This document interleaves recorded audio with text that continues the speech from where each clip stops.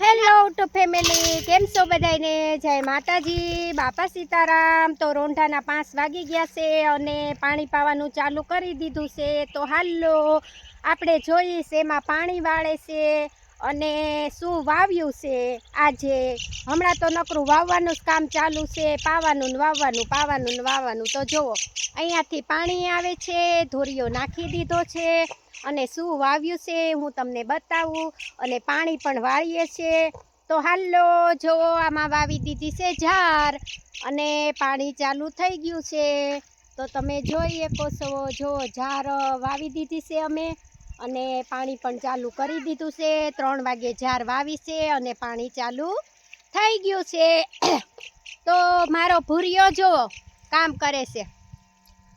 આ મારો ભૂરિયો છે ને, એ બહુ કામ કરે. જો પાણી રોકાઈ જાય ને તો ખપાળી ફેરવતો જાય છે પાણીમાં. જો મારો ભૂરિયો અને પાણી વાળીએ છીએ અમે મા દીકરો, તમે જોઈ શકો છો. જો ખેડૂ નથી ઘરે, ખેડૂ ગયા છે બહાર. તો કહેતા ગયા છે કે પાણી વાળી નાખજો આટલી ઝારમાં. તો પછી પાણી તો વાળવું જ પડે. તો ભૂરિયો મારો ખપાળી ફેરવે છે અને અમે પાણી વાળીએ છીએ. તો એમ થયું હાલો નાનો એવો એક બ્લોગ બનાવીને મૂકી દઈએ. આ છે ગામડાનું વાતાવરણ, કેવું લાગ્યું કહેજો.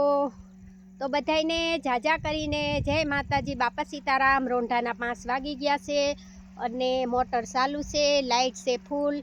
તો ઝાર 3 વાગે વાવી દીધી છે અને પાણી પણ વાહો વાય પાઈ દીધું છે, કેમ કે માલઢોરને સારો જોવે એટલે થોડીક ઝાર પણ વાવી દીધી છે વાડીમાં. તો આજને આજ જ પાણી ચાલુ કરી દીધું છે, ધોરિયા પણ નાખી દીધા છે અને ભૂરિયો મારો ખપાળી ફેરવતો જાય, કેમ કે પહેલું વહેલું પાણ છે એટલે પાણી એટકા કરે.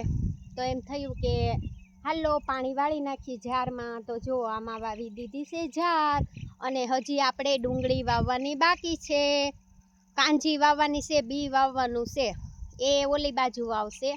અને બીજું બધું પીત થઈ ગયું છે, થોડું થોડું બધું વાવી દીધું છે. 35 વીઘામાં પીત કરી નાખ્યું છે. 2 વાડી બાકી છે હજી. એક વાડીમાં ટપક બેસાડવાની છે, એમાં કાકડી કરવાની છે અને આ બાજુ પણ શાકભાજી કરવાની છે. હજી 2 ખેતર ખાલી છે કવાની પાછળ, તમે જોઈ શકો છો.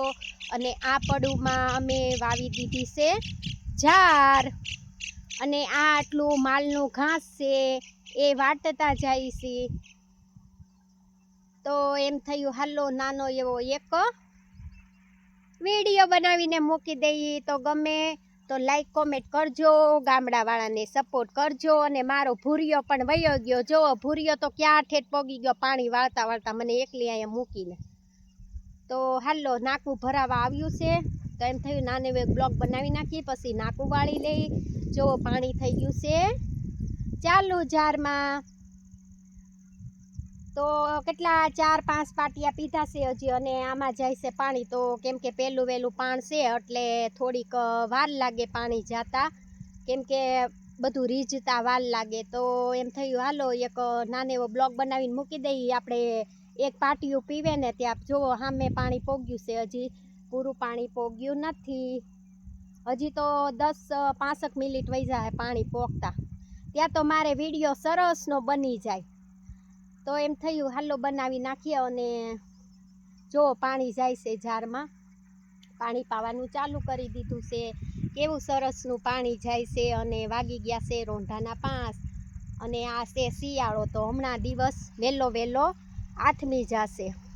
અંધારું થતા વાર નથી લાગતી, અંધારું બહુ વહેલું થઈ જાય છે આ શિયાળામાં. જો હાલો ખેડૂ પણ આવી ગયા છે ગાડી લઈને, ફટાફટ આવી ગયા છે. મોટા છોકરાને સ્કૂલે લેવા ગયા હતા, એને 5 વાગ્યાનો ટાઈમ છે. તો ખેડૂ પણ આવી ગયા છે.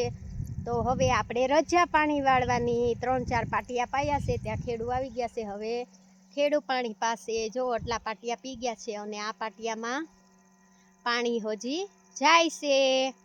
આયા પડ્યો છે પાવડો ને તગારું, કેમ કે નાકું તૂટી જાય ને તો ધૂળ વહી જાય એટલે પાવડો ને તગારું રાખવું પડે કે સાઈડ પરથી ધૂળ લઈ અને થોડીક આપણે નાખી શકીએ તો પાણી નાકું તૂટે નહીં. તો જો નાકું ભરાવા આવી ગયું છે. ત્યાં મારે નાનો એવો બ્લોગ પણ બની ગયો.